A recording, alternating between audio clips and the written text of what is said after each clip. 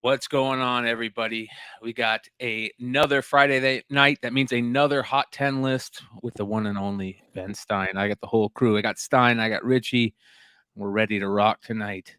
38 live at the beginning of the show. Thank you guys for hanging out. Make sure you guys hit that like button. That really helps us in the algorithm. It brings more people into the live show, which makes the whole experience better for everybody, makes the chat even more livelier. And yeah, we appreciate when you guys do that. So what's going on, Ben? How you doing, brother? Well, funny story. So, I was coming back from Rochester yesterday, and so I had a layover in New York City, and I get on the plane to go from New York City to Dayton, and I get on a plane like I normally do. I put my headphones in, fall asleep usually, and then I wake up when the plane lands or whatever. So it was pouring down rain. It was terrible weather on the way home, and so I kind of wake up because there's really bad turbulence coming through when you're coming back through the clouds or whatever. So I'm like, oh, and so we kind of break through the clouds, and we're almost on the ground at that point. And I'm looking, and Dayton Airport is like out in the middle of farmland, like complete farmland. And I look out the window, and it's like big city, and I'm like, this is not Dayton at all. And so we land, and I'm like, and they said, welcome to Cincinnati, and I was like, this is not the right airport. They must have coin flipped. They apparently they had an engine failure there, so they're gonna redirect us to Raleigh or Charlotte, but for some reason they sent us to Cincinnati, and then I had to sit there and wait at the airport to take a flight from Cincinnati to Dayton, which is like a 16-minute flight or something like that. Yeah. But it was so weird. Oh man, that's kind of scary and kind of crazy at the same time, man. Glad you didn't hear that it was an engine failure. Well, apparently other people on the plane did because I guess they were making announcements of it, and people were freaking out. I guess they were like when we were getting off the plane, they were like, "I thought I was gonna die. I thought I was gonna die. I'm not getting back on a plane ever again." And I'm sitting there going, "What's going on?" I'm like, "I have no idea what's going on." Good for you for falling asleep. Richie, how you doing, brother? I'm doing good. I'm glad you guys are doing well. Kind of reminds me of a story. I used to date this girl.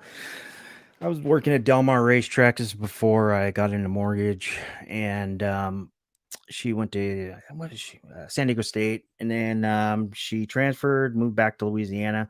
So we tried to do the long distance thing. Like I'd fly over there. I know exactly what you're talking about, Ben. So I was, oh my God, I was coming out of where does Continental connect? Houston, right? I was coming out of Houston, and I was on one of those little planes because I was flying from Houston just to Baton Rouge, which was really quick.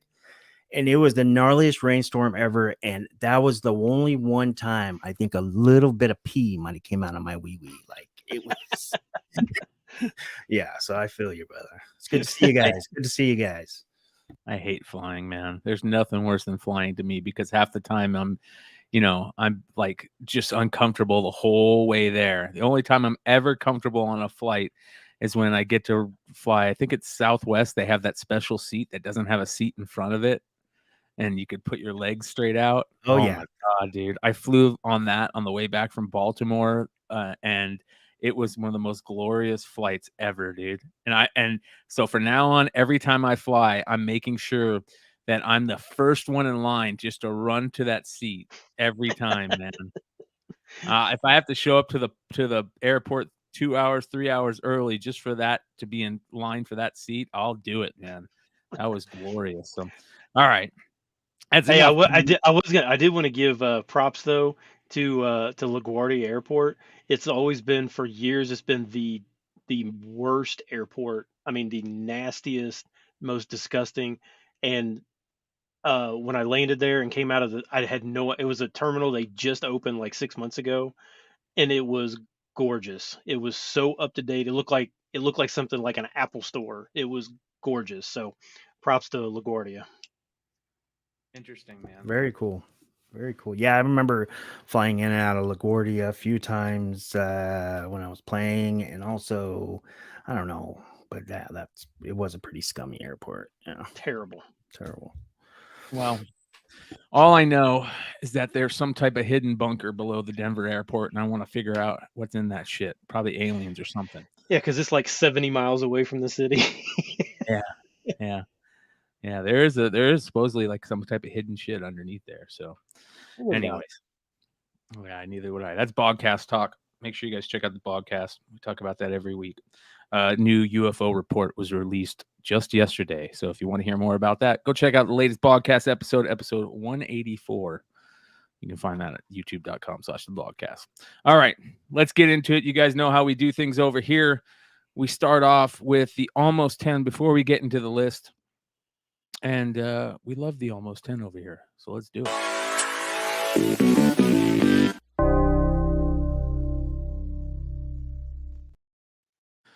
Starting off with an interesting one here. I don't think I've ever seen this one, and this is why I love the almost 10 the best. It's because you get to see a bunch of books that you probably never seen before. Not all of them, but there's quite a few of them that you might have never seen before, and this is definitely one of them. Damien Leone's Terrifier #2 variant. And do we know if this is like a ratio variant or anything on this? I don't believe it is. It's just an A and like issue 1 had an A and B cover, and issue 2 had an A and B cover, and these are thick. These are like $30 cover price. Whoa. Yeah, so it's. I mean, it's only a 2-issue thing or whatever, and it's based. If you don't know, it's just based on that Terrifier or whatever movie with Art the Clown. That's like way out there or whatever. And just looking at this cover, if you hate clowns, this is terrifying just to look at. But yeah, I didn't know they had a book at all. What's it selling for? This one is $100. Whoa, not bad. Nice little come up on a $30 buy-in. Yeah, I have no idea who the publisher is or anything like that. But yeah, I really don't even know where you would get. I'm sure this did not come through Diamond. I wouldn't think, but yeah. Shout out to our boy Josh G with the $4.99 super chat that says, "What up? I missed this show. Work sucks. Ben, come buy a car from me at Coleraine Honda." That's Coleraine. Coleraine Honda. That's right. That's like 20 minutes from me. Oh shit, dude! You can co-sign for me. Well, then I have to drive it to LA, and I don't want to come to LA. Ooh, although I thought for a second I was gonna have to come to California this week. Why? Because all the freaking mudslides you guys have had out there. Oh yeah. I don't watch the news much, but my dad says it's been raining a lot. So yeah, crazy. All right, next on the almost 10, we got another one of those interesting books for you. On this one though, a major Marvel, major publisher book, but a cosplay book. Unbeatable Squirrel Girl #12, the 1 in 15 cosplay variant. And this isn't a bad cosplay. Usually, for the most part, all the cosplay variants, or not all of them, but for the most part, they're terrible. This one's not too bad. No, this looks good. I mean, she's just posing. It's not.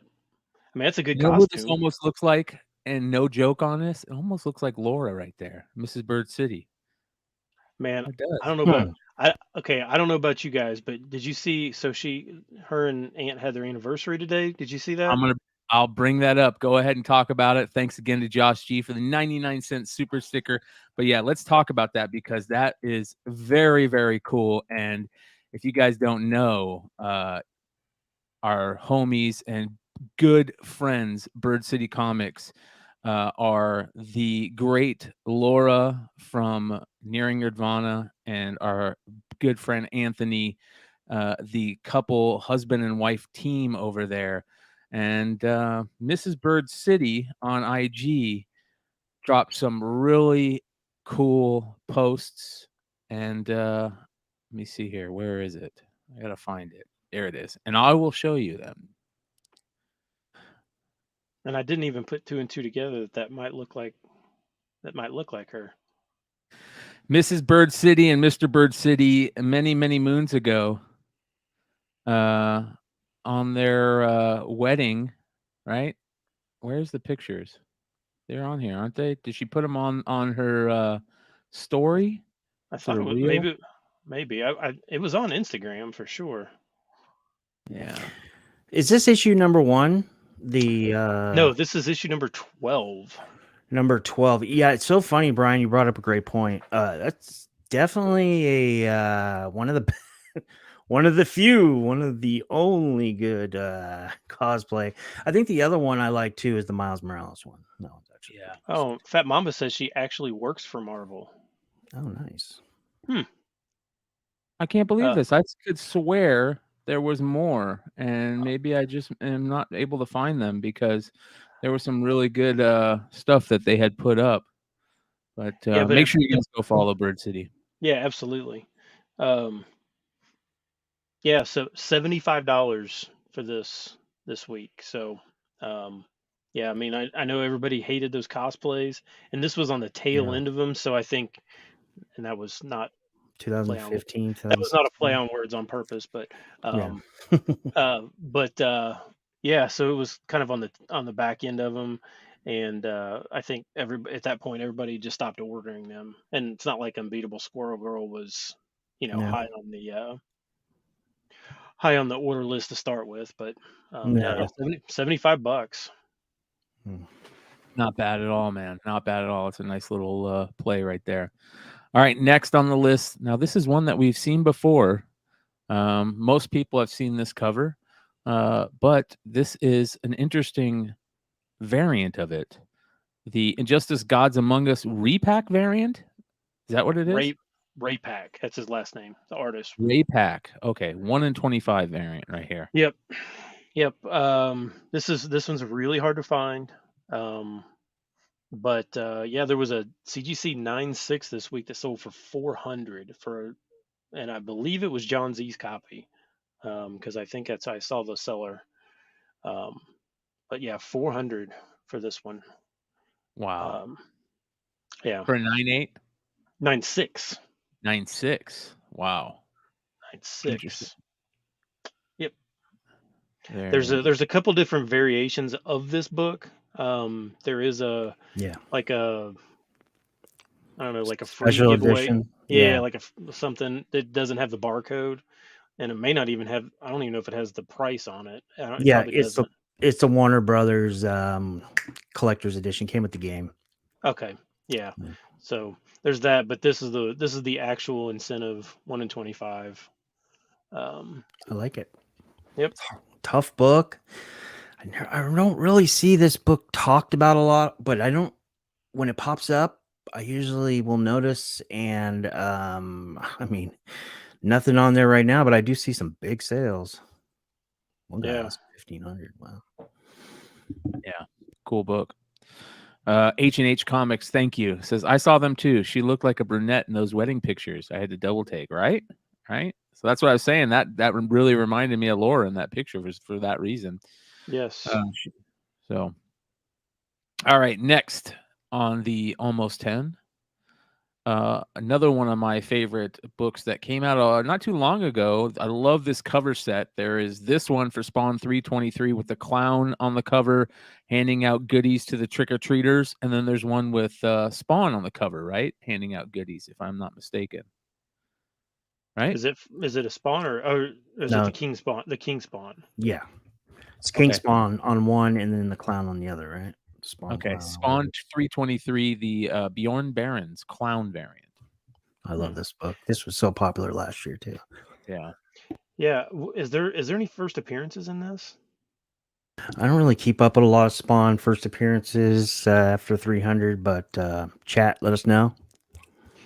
Yeah, this one is so funny just because it's got Wonder Woman, Batman, and Captain America doing the trick or treating. That's what I think it just it's I'm su- I'm surprised that he was able to get away with this on an Image book, but unless he cleared it with DC and Marvel first, I don't know.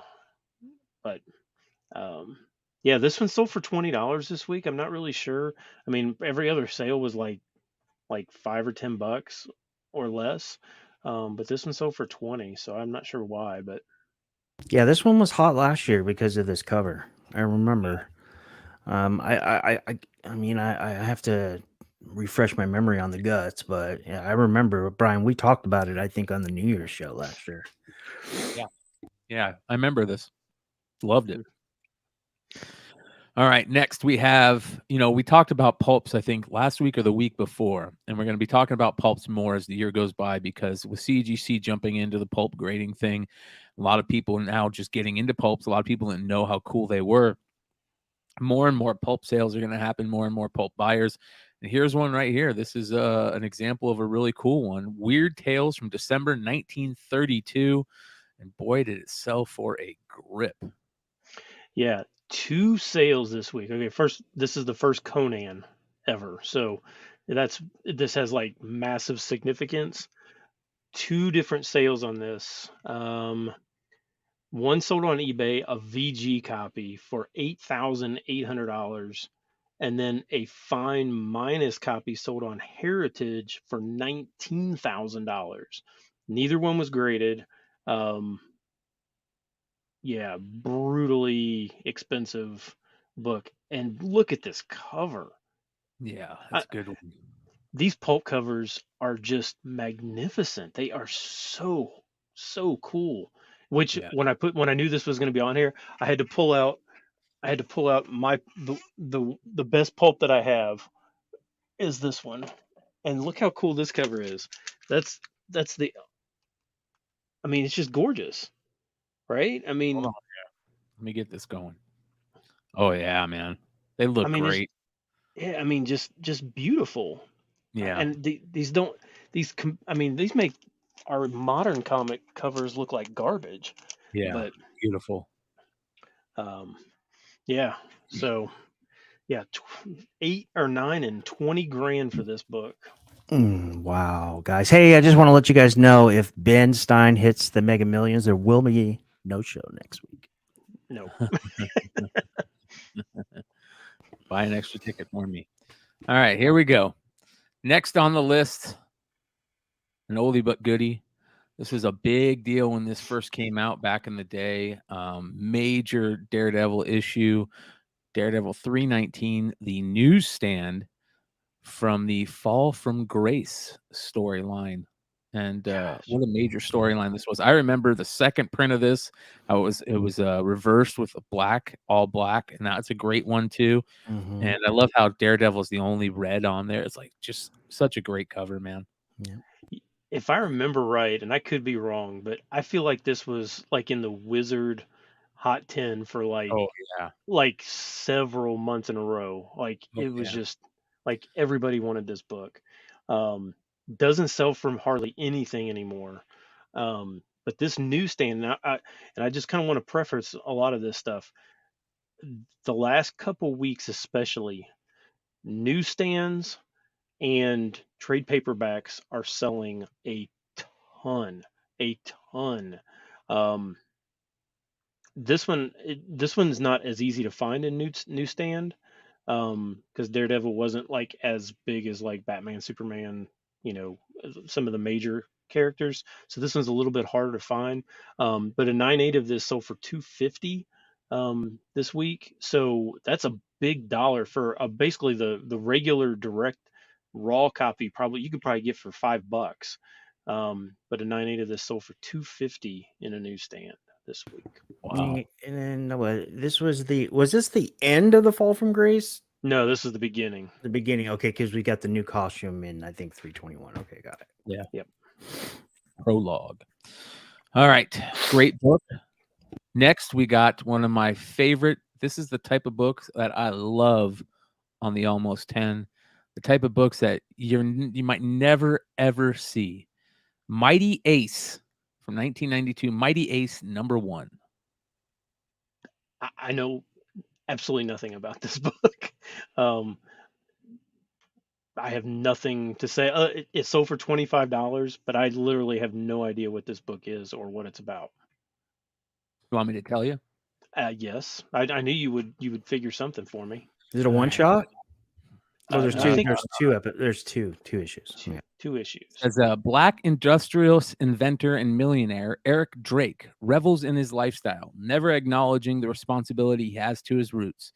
The power suit he invented will bring him billions more when he sells it to the highest bidder, unless Agent Napier and his brand of unscrupulous agents from the U.S. Special Covert Team manage to steal it. When Drake's nephew is killed in a drive-by shooting, he uses his suit to become the Mighty Ace and track down the killers and possibly come to understand the duty he has to his race. As with Original Man, writer Alonzo Washington uses his comic publishing ambition to address the problems facing black urban youth. Unfortunately for all Washington's good intentions, the Mighty Ace suffers from a stilted, cliched dialogue that detracts from the storyline. That is a review from George Haberberger at Atomic Avenue. So,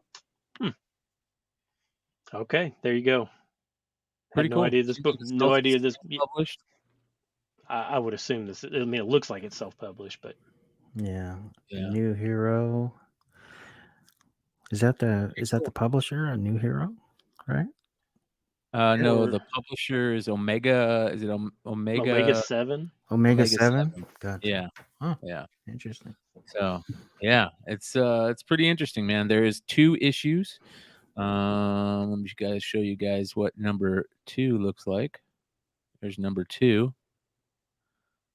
So What's he doing? What's he doing back there behind him? He's going like. I don't know, man. It looks like he's playing with his nipple or something. Dude, he looks like he's made like of the T1000, dude. Yeah. Right? The liquid metal. I don't know, Oh, man. yeah. It's pretty weird. But I bet you it's a cool book to find out in the wild. So be on the lookout for the Mighty Ace. Yeah. Very interesting. Very interesting. What did this sell for? 25. But I just thought it was an interesting.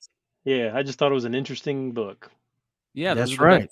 That's the best books, because the next thing you know, there was some secret producer son that found out something because dad was talking to mom about it, and he went to eBay and bought a bunch, and next thing you know, it's on the Hot 10 in 3 weeks. So you got it.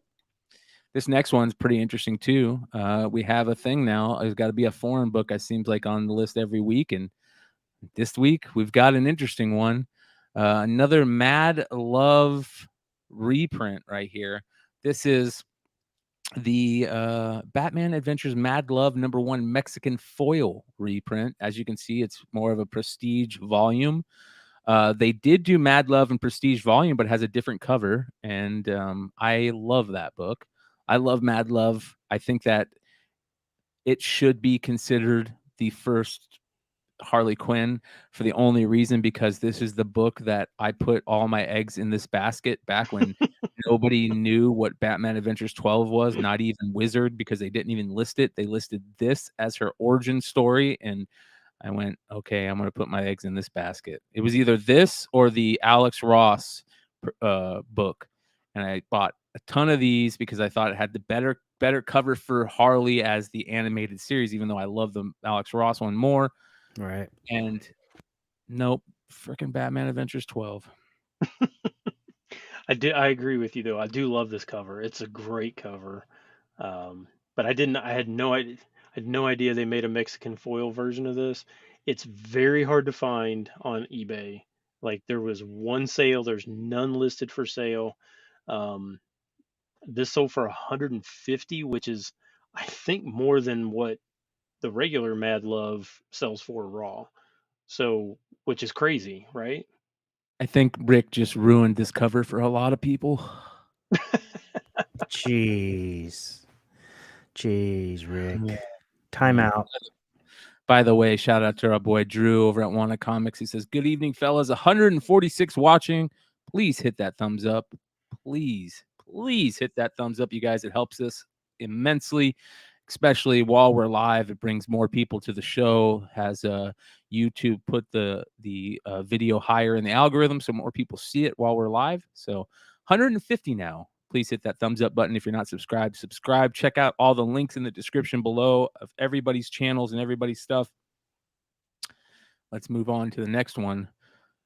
The Almost 10, another newsstand, Guardians of the Galaxy #5 newsstand. A lot of people don't realize that there is a newsstand of this issue.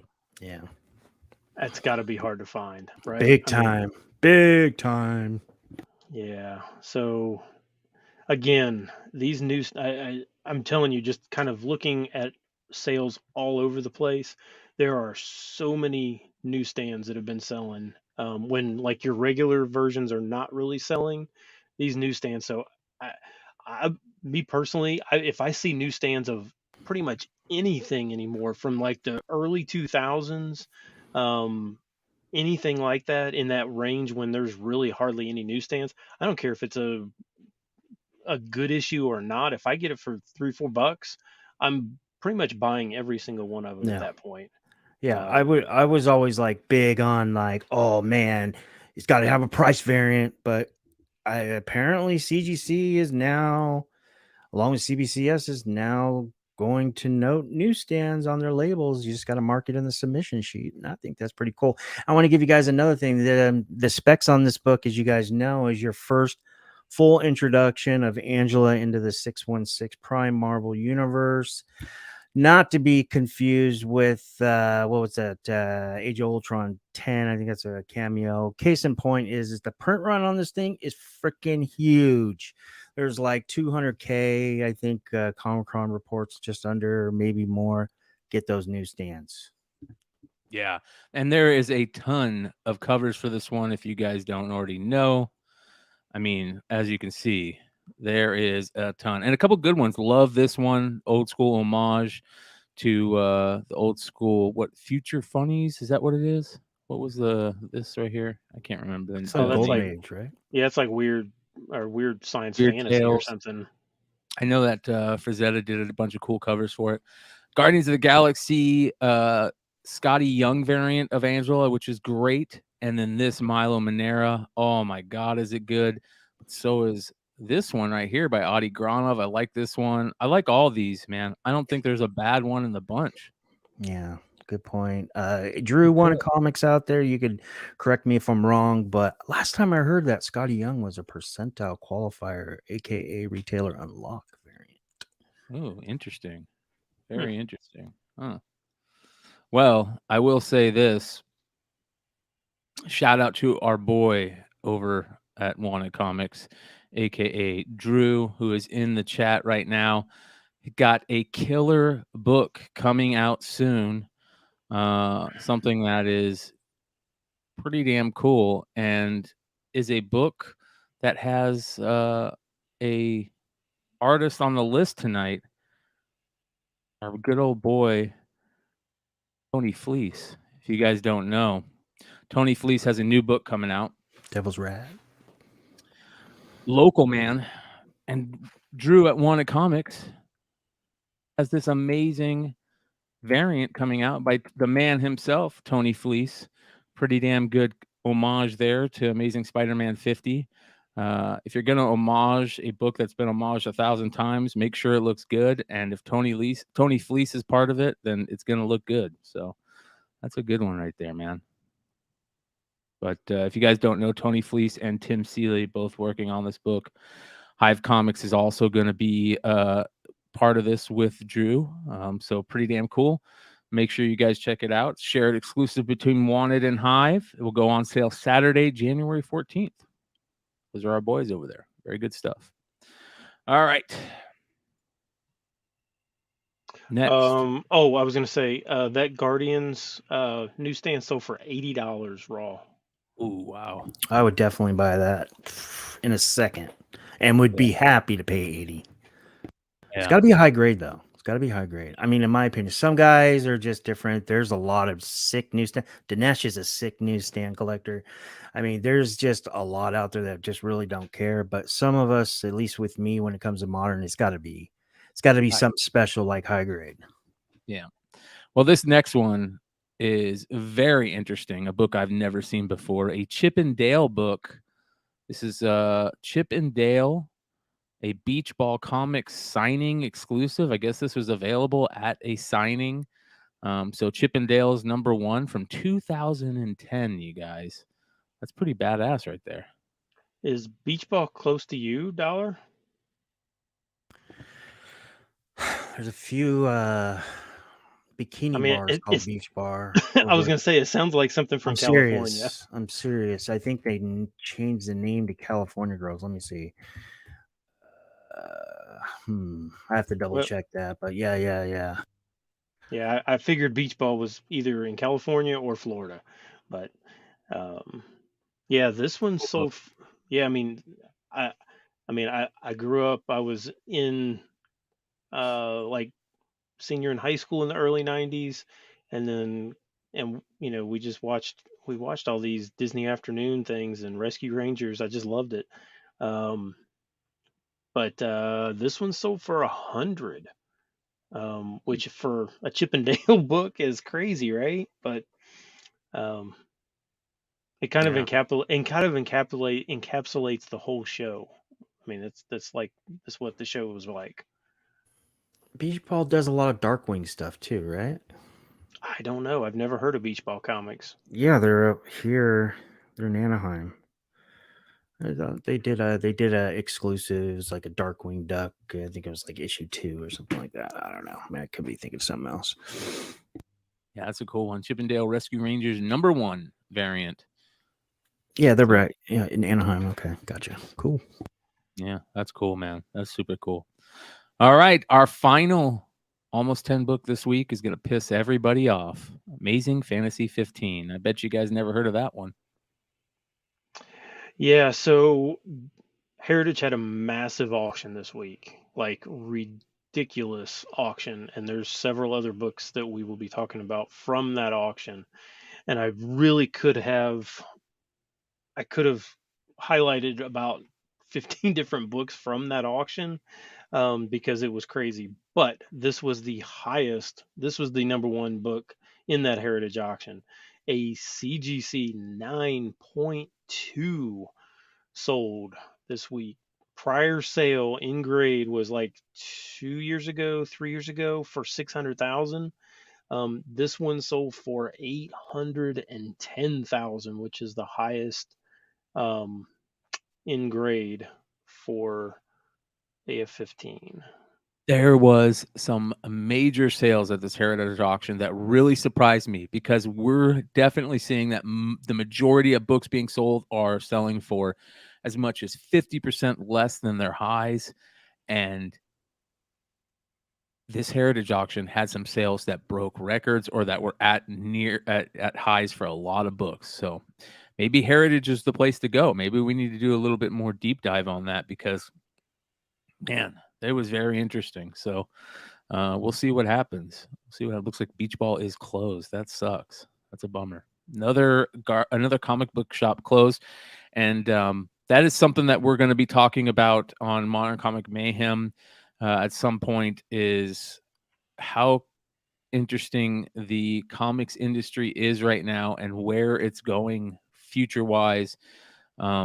That's not just local comic shop, that's publisher, that is selling platforms, that is entertainment, TV shows. There's a lot of stuff to talk about with where the future is heading for comics. So be on the lookout for that at Modern Comic Mayhem. Next, let's get into the honorable mention this week. Our Golden Age honorable mention, another old school, gorgeous, amazing Grail book.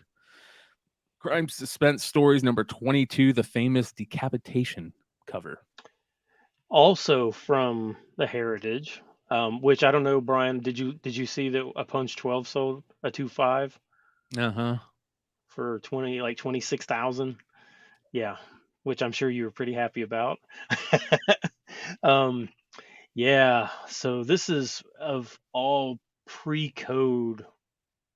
I mean, this is technically not pre-code horror. This is technically pre-code crime. But pretty much it's kind of a crossover between crime and horror. But I call it all pre-code horror. You know what I mean? Like, yeah, feels pre-code. like that's just a word. Yeah, pre-code is the way to say it. Yep. Yeah. But definitely probably one of the most famous covers out there. Um, but gosh. Okay, so you know how we talk about like that curve, that pre-COVID curve where it was here and then it went up here and then came back down and it's still pretty much right back to 2019. This book sold in 2019. The CGC 9.0, first of all, is ridiculous. I think that there may be one higher, maybe two. I'm not 100% sure. Very few would be higher than a 9.0. Sold for like 24,000, 23,000 in 2019. Sold this week on that Heritage auction for $72,000, 3x what it sold for pre-COVID. So um, when you think about books that are struggling now, ultra hard to find perfect covers are commanding big money still. There was no drop off. There was no COVID um, recession for books like this. They keep going. They're impossible to find. Nobody sells them, and yeah, just ridiculous. Yeah. All-time classic. I love the Wolverine variant where he's holding Sabretooth's head instead. That's a good one. Yeah, that is. Yeah. So, all right, man. More Heritage auction talk with our next book at the next honorable mention spot. We've got Ultimate Fallout 4, the Jurjevic 1 in 25. All right, so I've got two things to say about this. One, the CGC 9.8 broke a record, sold for 43,000. Yes, that's with the buyer's premium, but that's what the cost is. So that's the actual sale price. Second, there was another CGC 9.8 that sold in the same auction, but it was a signature series. And look at the price drop for a signature series. 25% less. Holy shit. So when you people are all out there and we're sitting here telling you, please do not get your mega books signed. You're ruining your books. This right here is the perfect example of getting it's because I think it's signed by Bendis, I think is who that the signature on that is. Even worse. It it limits your buying audience, and a lot of collectors are still old school and are like, look, you write on that thing and it's defaced. It's that I don't want that. They want blue labels are never going to have Right. that issue. Please, please, if you are thinking long-term investment, do not get your AF-15s. Do not get your any of those things. Don't get those signed, especially by Can't really get AF-15 signed anymore. well, no, you can't. I mean, I guess you could. I mean, you could get. I mean, who knows? There's probably some dummy that's probably Yeah. trying to send it to McFarlane or something like that. Yeah. That's what Just- those facsimiles are good for, you know? But this right here is the perfect example of that. Mhm. The Totally exact same auction. Look, the lots were two different. I mean, they're back-to-back numbers: 92126, 92127. So it's not Mhm. like the buyers didn't have a choice. Yeah. They don't want a signed mega key. And So I think don't. we know who sold one of these books. And I got to be honest, Carter. I would have been very hesitant to put one of these up. And it turned out very well for him. So, Are you talking about my bargain? yeah, you got it. Oh, got it. Yep. So, shout out to Steve, man. Good stuff. Very, very interesting. I would have been very scared to put up a major book like this right now. Very scared. Shit. So, but Hell yeah. it worked out for almost everybody in that sale, it feels like, other than this guy right here. Well, but see, again, you don't know. I mean, you don't know. I mean, it's that signature market. People get really enamored with, oh, look, this signature book sold for $200. Okay, well, it probably sat there for like 2 years and nobody was buying it until finally one person found, was like, okay, I want to buy that. you're limiting yourself. Those signatures should be for things to make a non-special book stand out from all the other common books.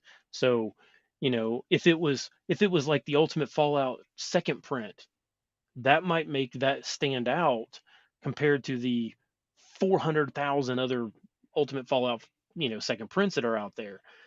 That may stand out different. But when you're talking about like a book that's not that easy to find to start with, um, and maybe they got this. I didn't even look to see when they got this signed. Maybe they got this signed when this book was only selling for $100. I don't know, but it's still just a bad decision to do that at any time. I feel like the Bendis approach though, without Durjevic or any like potential move. I don't know. I just feel like the Bendis thing is some like midtown COA garbage. Like why would you? I mean, don't get me wrong. Bendis is much respect for him. He created Miles, so on and so forth. But man, I don't know, something like that. Yeah, I agree. It's very interesting, man. It still I love it. I think that the way collectors think is changing, and it's always cyclical. It goes back and forth. Back in the day, nobody ever wanted baseball cards signed, right? You kept that for Right. baseballs, and you made sure you used a ballpoint pen. Right. So, when everybody now wants their card signed or wants a signature on a card, or it's not worth anything, and now we see that starting to change comic book wise. Right. It's gonna be interesting to see how this plays out in the next couple of years. Yeah, I like. so Oh, go ahead. Sorry, Ben. no, go ahead. Go ahead. No.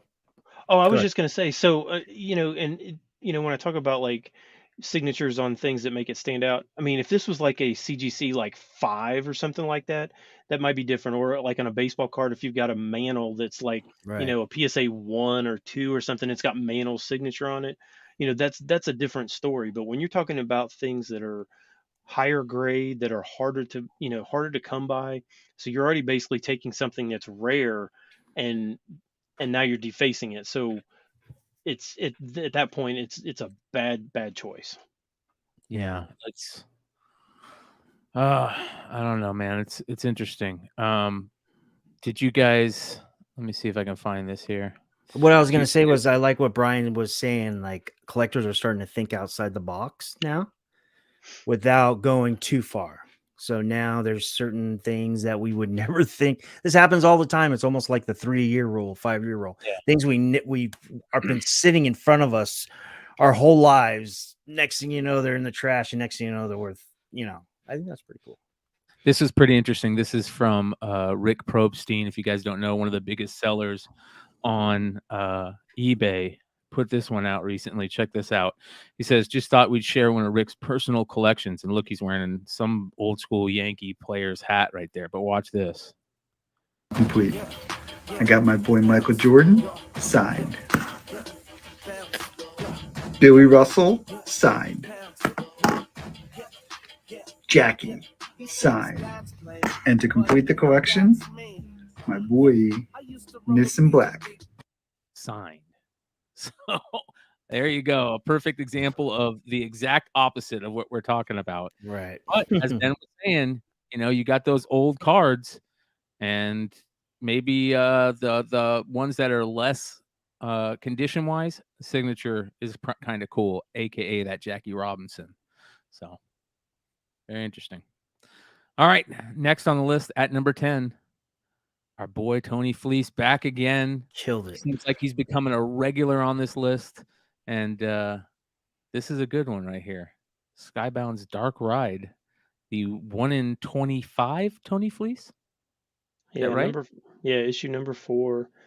This one's not doing as like the other ones have come out and they've been like double Yeah.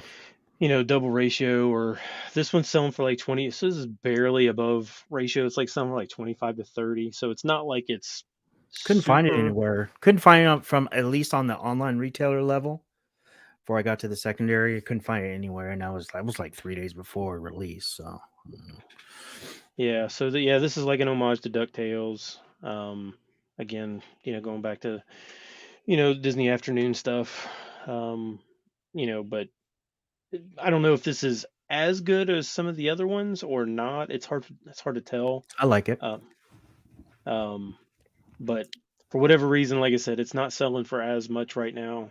Um, I don't know if everybody's just like, look, I'm just gonna wait and see if I can get it for $20. I think a lot of people are doing that. I know I've been doing it. I like this. I think he crushed it. I don't think it's as good as some of the past, but I think this is definitely worth a ratio or an under swoop. Something that is very interesting to me is this comment right here. It's been very evident to me over the last couple of weeks that this is something that a lot of people really continue to look at, whether it's got a religious symbol in the background or some type of propaganda, aka a Nazi symbol in the background. So a lot of people just won't even think about buying it because of that. But there's also a lot of people that will buy it just because of that. So collecting things are different, and there's a lot of different reasons to collect, and it's very interesting to see to hear some of that stuff. So I mean, I even went as so far as to, well, I won't talk about it, but use the number 666 and something, and people are like, I want no part of that. And I didn't even think about it. I was like, what do you mean? That's like 3-6 Mafia, bro. I wasn't even thinking like religious stuff, but anyways, very interesting. So next, number 9 on the list, an old school one, old school goodie, Doctor Strange, number 1 from, when was this? 2015. 2015. 2015.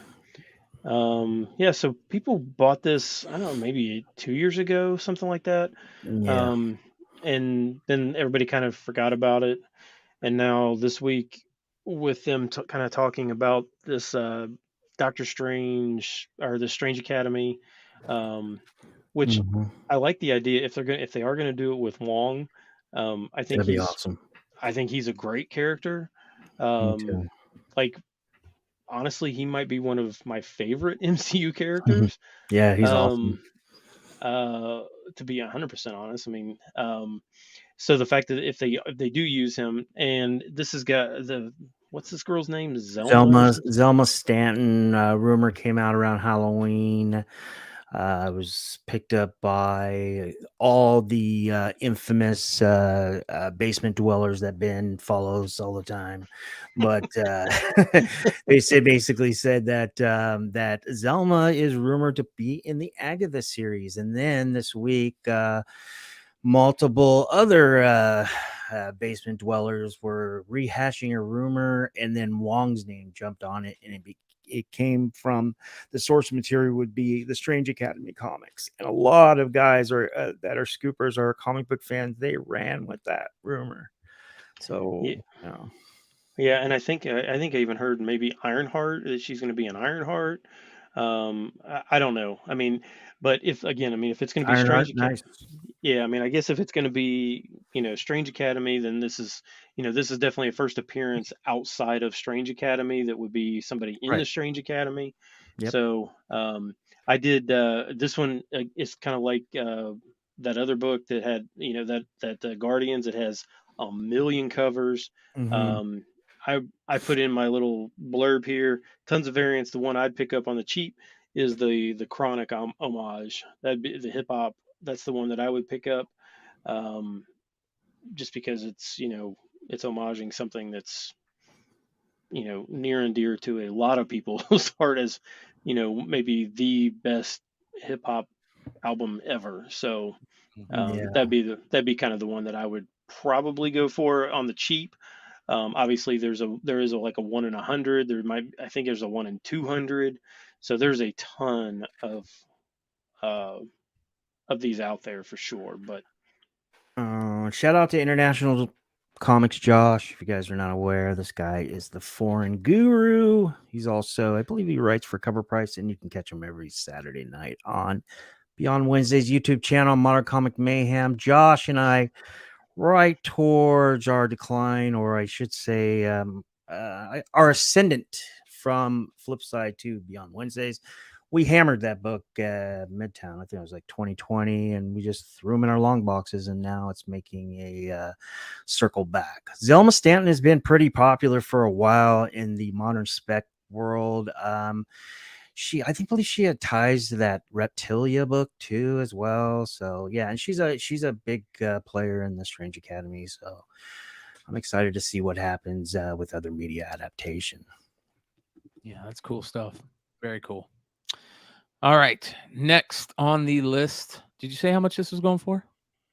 This one's up to like $10 or $15, so it's not like it's expensive, but This fell for a long time. yeah, I mean, it was basically cover price again. So the fact that it's back up to 10 or 15 is a good deal. So yeah. 205 watching us live. Hit that thumbs up, you guys. It really helps us out. We appreciate you hanging out with us. Make sure you hit that sub button and check out all the links in the description below. Next on the list at number 8 this week, that great book that everybody is this the one everybody's talking about right here? Who knows? Joker is on the list this week. The Man Who Stopped Laughing, number 4. And like you said, Stein, controversy sells. always does. Yeah, I mean, it's so if you don't know what's going on, I guess there's multiple stories in this, and one of the stories, the male Joker is pregnant and has a baby. I'm not sure how he has a baby. You want me to No tell clue. you? It was the ultimate troll. Shout out to Matt Rosenberg on this one, man, because I think that seriously, he probably went, let's just go piss off a bunch of YouTubers. Let's write a story to piss off a bunch of YouTubers that they're just going to see the headlines and they're going to see this in the headlines. A pregnant Joker, right? But in the story, Joker tries to hit on Zatanna, and Zatanna says, no, no one will ever have your baby, and used it in a spell, I guess. And so he started getting sick and went home. And when he got home, he started getting pregnant. His tummy started getting big. And so he went to go see the doc. And the doc said, I don't know where it's supposed to come out. So hope to God you're not pregnant. And then this happens. He throws up a bunch of mud. Would have been cooler if it was poop that came out the other end. And then this happened. Out of that mud, a little baby Joker popped out. And the little baby Joker popped out, and he went and took it to Zatanna and said, hey, I had my own baby. And then Matt Rosenberg ended the biggest troll of 2023, ladies and gentlemen, or at least we'll see in comics. We got a whole year to go, but Matt Rosenberg has started it off pretty damn well to be in that biggest troll category. Is that what that cover is? Another Joker coming out of a pile of shit? Yeah, it looks like Clayface, but it is, right? Being born out of fecal matter. Well, he threw it up, so it wasn't shit, but it would have been much funner if it was shit. I bet you that Rosenberg initially planned that, but Marvel was like, hey, we can't do that. Make him throw it up. Make it be mud and not poop. So, but yeah, Chipotle burrito baby, says Blue Green. I tell you what, man, at this point, like, it's so hard to tell if things are trolling or people just trolling or if it's real. And I'm just going to start believing that they're all trolling. That's all I'm going to do because it makes it so much better. What is this selling for? $10 to $15, but yeah, I mean, I would suspect that because it's not like what everybody thought it was going to be, that's probably going to be about it. But I mean, I was wrong about the issue 3, the Bermejo Christmas thing too. So who knows? I hope to God they don't lick toads before they write this stuff. They're going to die if they do. Next on the list, at number 7, Captain America book.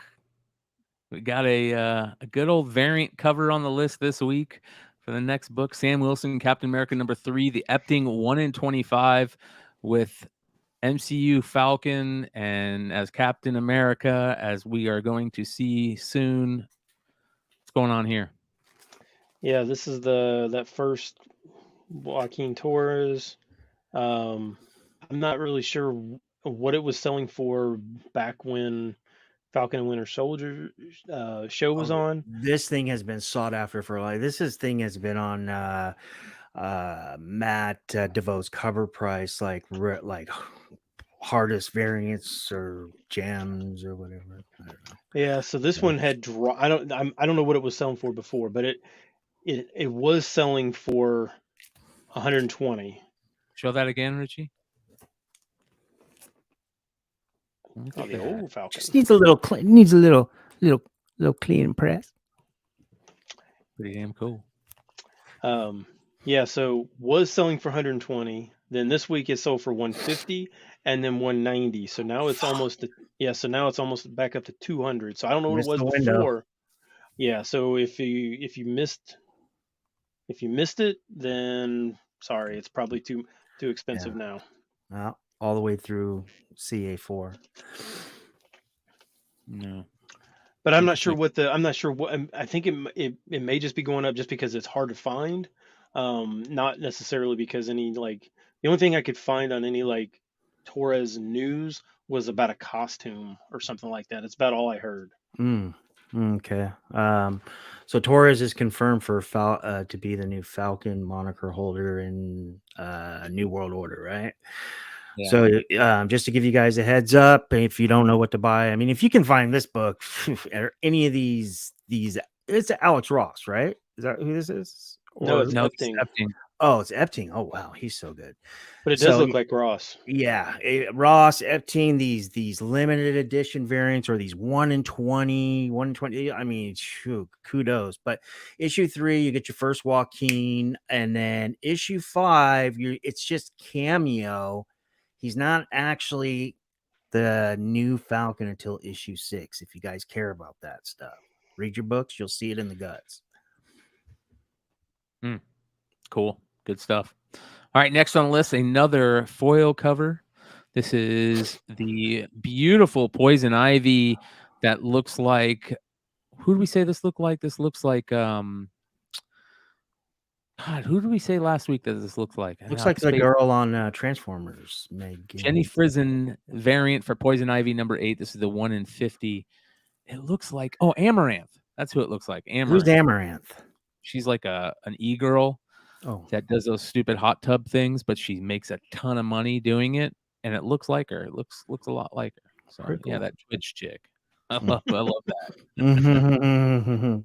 Yeah. So last week, because it's 1 in 50, last week it was selling for like 55, just a little bit above ratio. It kept going up this week. Now it's selling for 75 to 80. So it's kind of got that slow burn. Again, how many stores are ordering Poison Ivy number 8, 50 copies? I would not think many. Great point. Especially in this economy. I mean, that's a lot of copies of Poison Ivy to order. So, right. I'm sure that supply is very limited on this, which is probably what's causing the price to go up. I got to say something. They really shit the bed on this foil cover right here, and I know why. I probably know why, because it would cost more to change it up. But they should have took this cover, and instead of making the whole thing foil, just the roses should have been foil, and they should have been really beautiful foil. Like these foils are like matte foil. It should have been really poppy foil, right? And this book, that would have been a home run out of any ball field, man, if they would have done that. What a waste. I'm so tired of these foil covers. There's no like ingenuity. It doesn't even look that great because the foil is like a matte foil. Man, they really could have done something on this. And we never can get good images. Yeah. Nope. So. All right. Next book at number 5 this week. Richie just held up an old school Cap book. Well, we got another old school Cap book on the list. Tales of Suspense number 94. And if you guys did not see the Ant-Man and Wasp Quantumania newest trailer, you need to go see it now, ASAP, because it has got me excited for Marvel again. I haven't been excited for Marvel in a long time.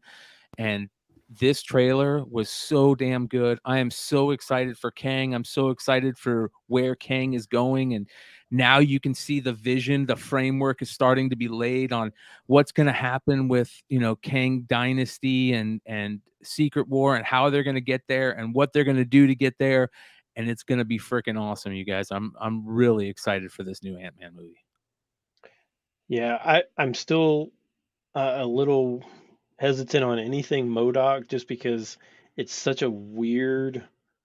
I just don't know how it's going to translate into live action. He looked so good in it, Ben. Did you see it? I haven't seen it, but I heard it looks insane.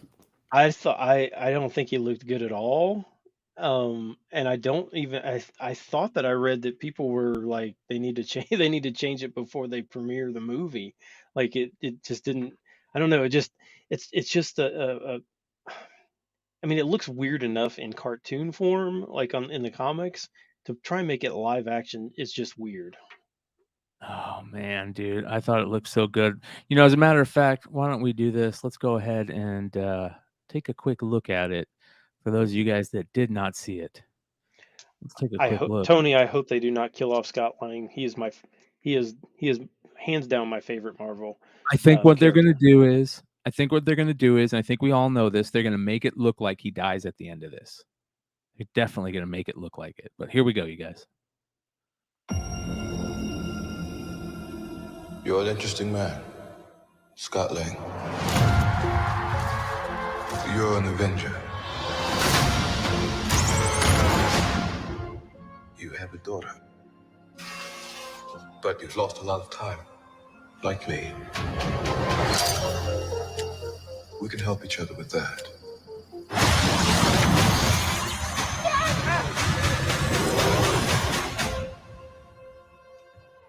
Who are you? I'm the man who can give you the one thing you want. What's that? Time.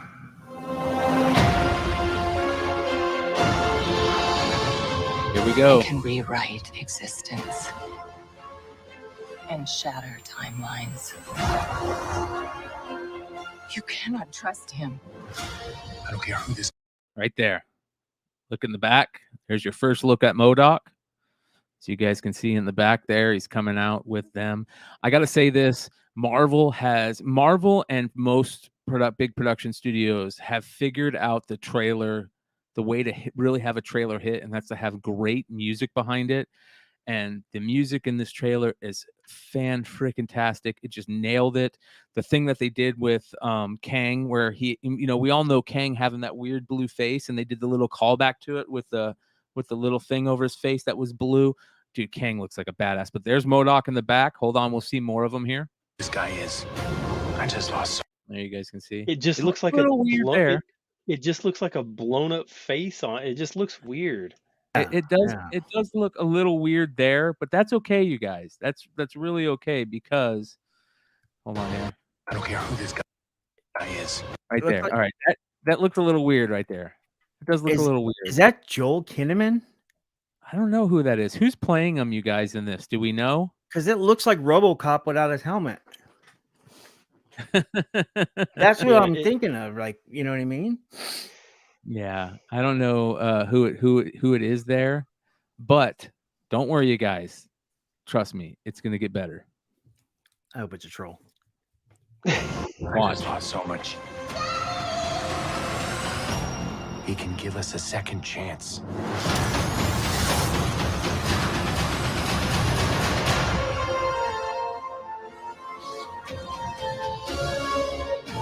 Let me make this easy for you. Dude, that looks so damn good. I can't believe how good this movie looks. You will bring me what I need. Or everything you call a life will end.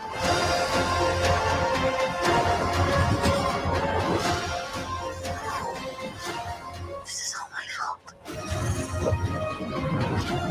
Look how good that looks. Hank Pym's yeah. Looks like Yellow Jacket from the first film is who's MODOK. Oh, so, Darren Cross or whatever. Yeah, that's pretty interesting. So here we go. You may not want her to watch this. We had a deal.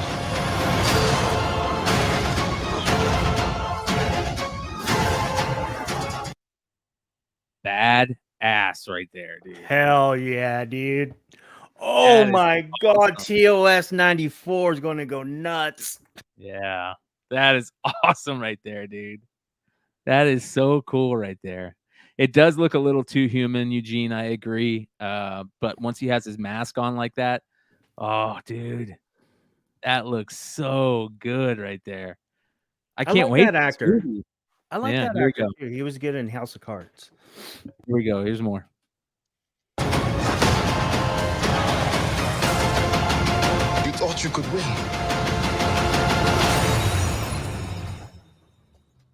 I don't have to win. We both just have to lose. I'm sorry, Cassie. Bro, look at that. That looks amazing right there. How does that not look awesome? I don't think he has to wipe, Tony. He doesn't have a butt. He's just got a head and arms, dude. Gator arm. Oh my God, dude. That looks Look how sick. good that looks, man. That is so great. Kudos Marvel and Disney on this one. Great new Great trailer. casting. Yeah, and casting. Jonathan Majors is gonna be so good. And by the way, you guys, we're not done. I think that, and we all know this is not, it's been announced that Jonathan Majors' Kang variant is going to be the Beyonder. So that's another Kang variant that's coming. How many more Kang variants do you think we're gonna see? We got at least 2 coming. So that's not a rumor. So it's actually going to be another Jonathan. I heard Majors? that was confirmed. I heard that was confirmed that the Beyonder is going to be a heard that Kang too. variant. Damn. And you're going to see the Beyonder show up at Avengers 5 at the end of Avengers 5. That's going to lead us into Secret Wars. So, Yeah. oh, dude, man, so good, so good. Think they Great. reboot after that? I don't know.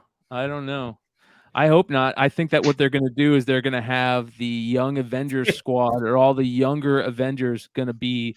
That's who's. I think that in Avengers 4, all the Avengers that we know are around right now, Falcon, Bucky, those guys, they're all going to either be wiped up, killed, or not available for the next movie. And the next movie is going to be Yelena Belova, Kamala Khan, Iron Patriot, all the youngins.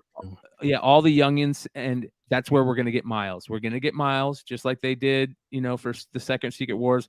And this Secret Wars movie is going to be an amalgamation of the 85 run and the Hickman run.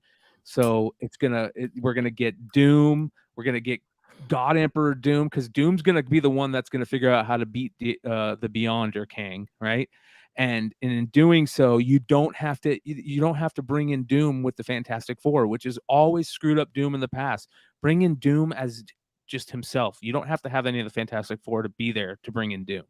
So I think that's how they do it. And then in the Secret Wars 2, they're going to figure out how to beat Doom. And man, I hope they figure out a way to bring back Thanos. I hope they figure out a way to reboot everything after Secret Wars and bring them all back. But we'll see. We'll see. Chat, let us know what you think in the comments below if you're catching this on the rewind. And everybody in the live chat, I want to know what you think of the Quantumania trailer. A yay or a nay, because I think it was definitely a yay. What do you think, Ben, on this book? What is this? Is this book going to continue to be on the list? I don't know. It went up about 20% this week, kind of across all grades. I don't know. The character, I don't know. I mean, I know people like the character. It's just such an oddball character for the movie screen or for a big screen that I don't know if he's going to be in much of this. And if he is, I'm not sure if he's going to be beyond this. So I'm hesitant on this one for sure. Yeah. I agree. But we got some time. When does Quantumania hit, you guys? A month. Yeah, a month. Next month. So, what does that mean? Do you sell right here? If you've been holding, then yes. Definitely. I definitely would too. Because this book came out of nowhere. I mean, this book has always been like a classic, but it didn't really see new heights until right before that pandemic when MODOK started getting thrown around and all the Hulu shit. Remember? And then this book just And then next thing you know, here we are I think again. John also hit it on the head here. I think Miles will become live action through one of his Into the Spider-Verse cartoons. I think it'll be an amalgamation of both. I think we're gonna get that. I think that the Miles that comes into the cinematic universe will come through a multiverse of Spider-Verse, maybe Into the Spider-Verse 2, part 2, whatever. I definitely see that happening, but I see it being for Secret Wars or at the end of Avengers 5. So we'll see. We'll see. All right. What was it selling for again, Ben? I didn't put any specific prices, but it's about 20% higher, kind of across the board. Okay. All right. That is the bottom 5. Let's get into the top 4.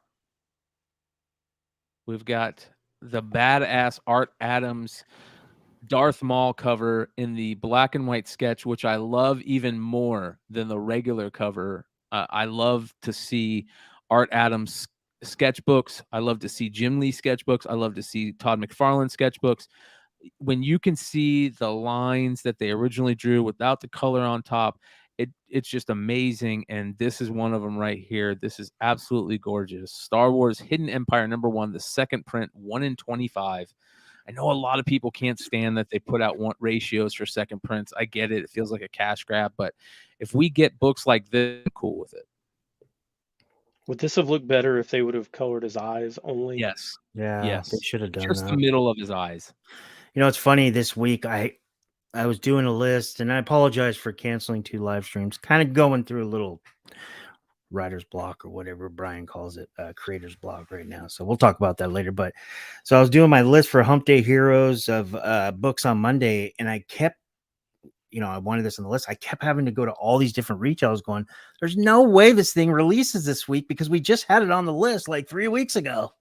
But it was on FOC that week, and it was getting hammered on the secondary market. And that was a good catch by Ben. Yeah, there's not many of these out there for sure. Sell prices 40 to 100. It's kind of all over the place, but there's like none of them available right now. So, and the $100 sale was from Canada, which is always, I don't know if you guys have noticed here recently, but sales in Canada and Europe are significantly higher than they are in the States. I'm not sure why that is. If they just know that they're going to, if they have to buy it from the States, that they're going to pay so much in shipping that it's just better just to pay a higher price to get it from their country. I don't know. But I've been noticing that kind of across the board that books in England are selling for higher than they sell for in America. Canada, kind of the same thing, but very few of these. I know when we talked about this with the color version, I wasn't too happy with the color version. I thought I didn't like the color version. I think the black and white or sketch, however you want to call it, does look better than the color. Worst thing that Star Wars ever did, anybody involved with Star Wars ever did, and I don't care what anybody says. I know a lot of people hate the Ewoks. I know they hate that one crazy character that they all love to hate. But the worst thing is, Jar Jar. The worst thing that Star Wars ever did, and that George Lucas and that writers ever did, is killing off Darth Maul. Darth Maul is one of the coolest villains ever, and bringing him back was one of the smartest things they ever did. And we need to see Darth Maul in live action more. And I wouldn't be surprised if we see it, because a lot of what is supposedly going to be happening here in the Star Wars world is going to be fixing what happened in the sequels. And that could mean bringing back some of these cool characters. And if they can figure out a way to bring Darth Maul back on the live screen, man, they need to do it. They got to do it. So we'll see. Pretty damn cool. All right, next at number 3, Strange Academy back on the list, but specifically the J. Scott Campbell variant. I've noticed the Breakfast Club variant has dropped significantly in value. But it's still at a high price. It's about half price of what it was selling. It was about a $2,000 book for a long time there, and now it's about $1,000. But in 9.8. But Yeah, this one seems like a little uptick on the J. Scott Campbell, which is a great J. Scott Campbell cover. Yeah, I was gonna put just the regular cover, but the regular cover is selling for about exactly the same as it was before. It really hasn't moved in price at all. This cover, on the other hand, was selling 9/8 were selling for about 100, which I thought was kind of low compared to the A cover selling for like 300. And maybe that's why some of this one's got a little more uptick because it had a lot more room to move. 9/8 were selling for around 100. If you bought it for 100, I think that was a steal. Now they're selling for like 140 to 150. But yeah, I mean, because you've got all the characters right there on the cover, so which makes it, and it's I don't want to say that it's okay to always default to a Campbell cover, but it's not a bad play most of the time. If you're going to default to any cover, the Campbell covers usually are that's All pretty right. safe. It's pretty safe play. But especially for the price, like I said, it's for half the price of the A cover. That's and I think I think even the Scotty Young is selling for more than this Campbell cover, or Mm. was. But yeah, So this is a good play, even though Comic Mint did a version of this, right? Yeah, I think it's in play. I like it better with the trade dress. Yeah, I think the second print, Scotty Young is in play as well. I mean, like Ben was saying, if you can't get your hands on the Ramos or the Opina incentives, I even like, to be honest with you, I even like the Comic Mint Momoko. But I didn't get a chance to get the Ramos. I think that one is a sleeper as well. But yeah, I really like this one's a good default cover to fall back on. This was cover D. This was open to order, I believe, too. Right? probably. Yeah, I would think so. Yeah. So Because Campbell was doing a cover like every other week. It seems like back then.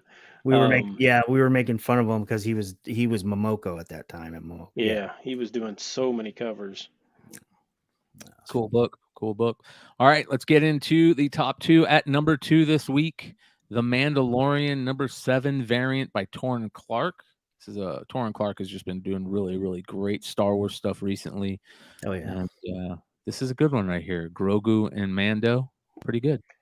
Yeah, this is still a 1 in 50, which for a number 7 is pretty high ratio. I am really, so Monday night is the Mandalorian trailer. It's going to drop during Monday Night Football, and I'm 100% expecting Thrawn to be in that trailer. If he's not, I'm going to be shocked.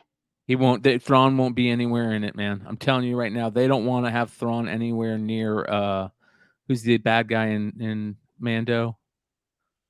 The main bad guy? Oh, Moff Gideon. Moff Gideon. Yeah, Moff Gideon and Thrawn, they want those guys as far apart. I don't think we're going to see Thrawn in any Mando trailer. I think it's going to be in the Ahsoka trailer. I think Moff Gideon is going to be such a big part of Mando 3.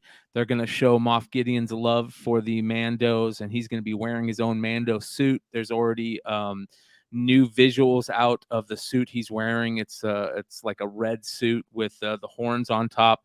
He's got Praetorian guards that look just like the Praetorian guards in the sequel, but wearing Mando helmets. So I don't think Moff Gideon, if they have Moff Gideon in anything, they're not going to want Thrawn anywhere near him because they're two totally different people in the world of Star Wars. The only thing that they're similar about is they're both working for the Empire. So, but that being said, yeah, I just think that they have been so quiet on Thrawn. I mean, so quiet, like no casting, nothing. It's so kept under wraps that I just feel like they're going to it. It may not be huge. It may just be him standing in the background or something very small, but to make sure that we are aware that he is going to be part of this whole this whole thing. well, we know that Ezra has been cast for Ahsoka, and we know that the reason why Ezra and Ahsoka are together is because of Thrawn, right? Thrawn's using Ezra to navigate the big star cruisers out there, because they have to use Jedis in order, force sensitive people, in order to navigate those big ships. And we know that we've got Ezra and Ahsoka, so that's why I think that we're going to see Thrawn and Ahsoka, and it is going. If that happens, it's going to just tear the house down. We're going to see reaction videos like the one Red Hood just posted the other day about those 4 kids watching Luke show up in Mando. It's going to go crazy, man. So I'm looking forward to the new Mando, but I'm definitely looking forward to Ahsoka more. We'll see what happens. But this is still a great cover. And for a 1 in 50 on a number 7, like you said, what's it selling for? It's only selling for about 60, but it's, again, this is one of those that I think this is a gorgeous cover. Like, this looks very photo-ish. The fire is gorgeous.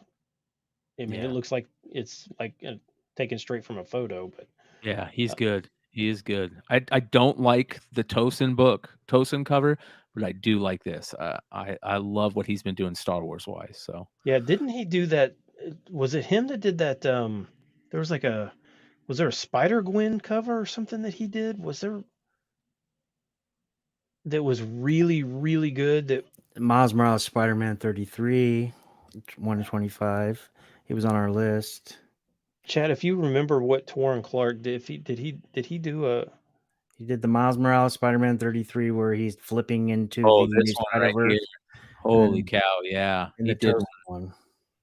Here's the one you're talking about, Ben. I don't know why this is like, it's like stuck in my head, but I can't remember what it looks like. Or No, it's right here. Open image in new tab. There you go.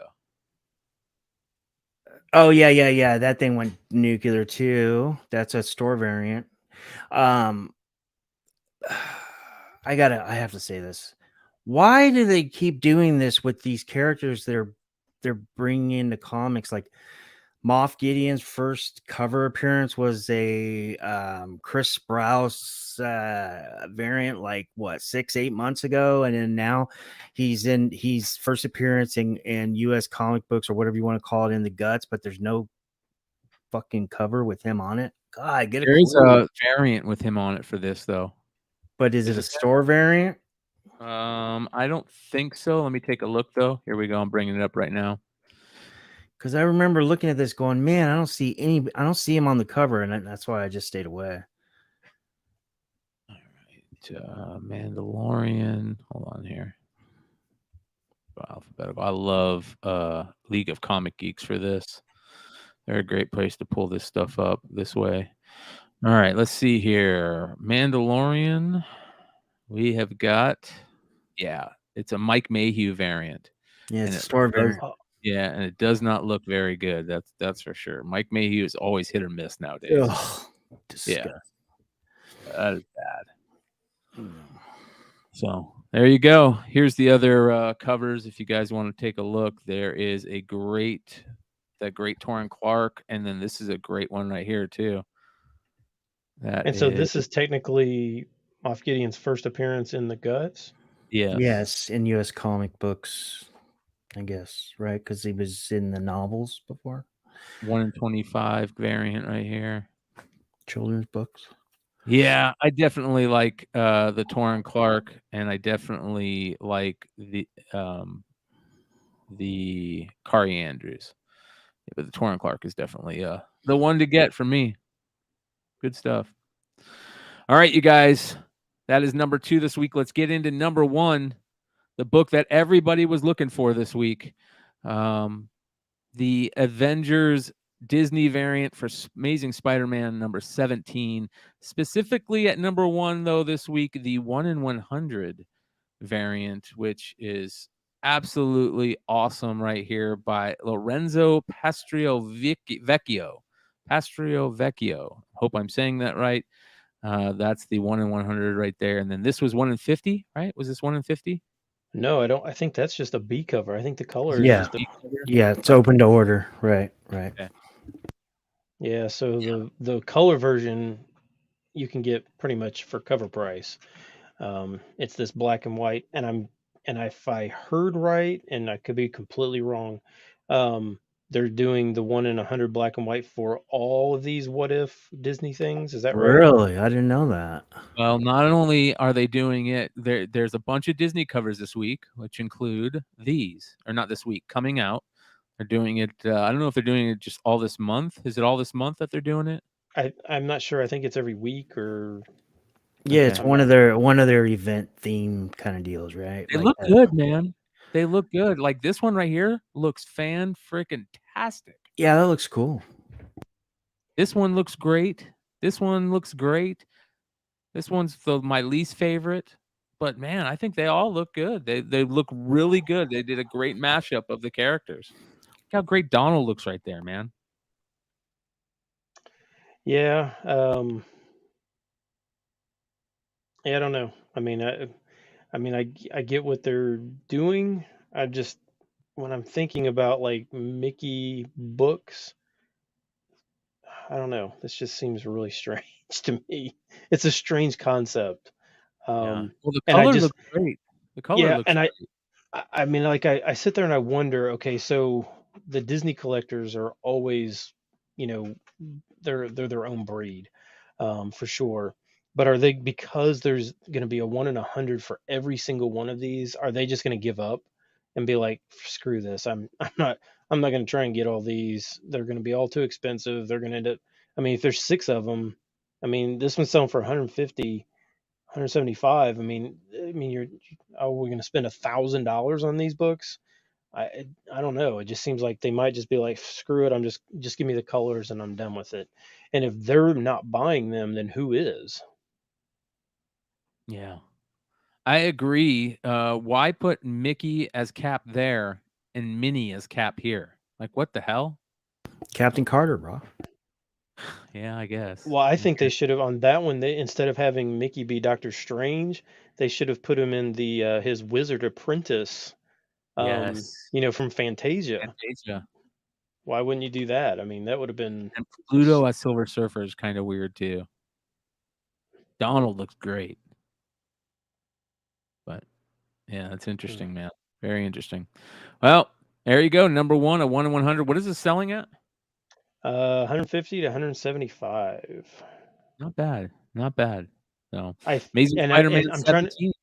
I mean, they're 1 in 100, but I mean, I know there are. I mean, like I saw somebody got like 3 or 4 from one store, so I don't know if that store ordered 300 or 400 copies of this. It's so confusing because it says Avengers, but this is from Amazing Spider-Man, so that's what's so even more weird about it. I mean, this is Amazing Spider-Man number 17, but even though it says the Avengers right there on the front cover, but it's so strange. Yeah. But Interesting. It's very interesting though. Good stuff. Great list this week, Ben. Thank you for everybody hanging out with us 200 live till the end. Appreciate everybody. Make sure you hit that like button. Make sure you guys check out all the links in the description below. And people catching this on the rewind, I want to know what you guys thought of Ant-Man and Wasp Quantumania trailer, a yay or a nay. Let me know if you guys are excited for it. And definitely hit that like button, sub up if you're not subbed up, and come hang out with us every week here on House of Stein. Tomorrow night on Modern Comic Mayhem, we are going to be unveiling the new membership tiers. Just 2 tiers, you guys. We're going to start off with just 2 tiers. A really cheap tier for everybody that wants to continue watching the live shows, and then a $5.99 tier for people that just want to have the ability to support us more and hang out in the backstage after show area and bullshit with us every Saturday night. Appreciate everybody. Make sure you sub up to Popcorn Culture. Check out Richie's channel. Thank you for everybody getting him over 600 subs. We need to get him to 1,000 ASAP. He'll continue putting out content as he does, hopefully on a regular basis. So appreciate everybody doing that, and much love. Stein, you got anything coming up? nope, back to Rochester this week, so that sucks for me. But All right. Richie, you got anything coming up?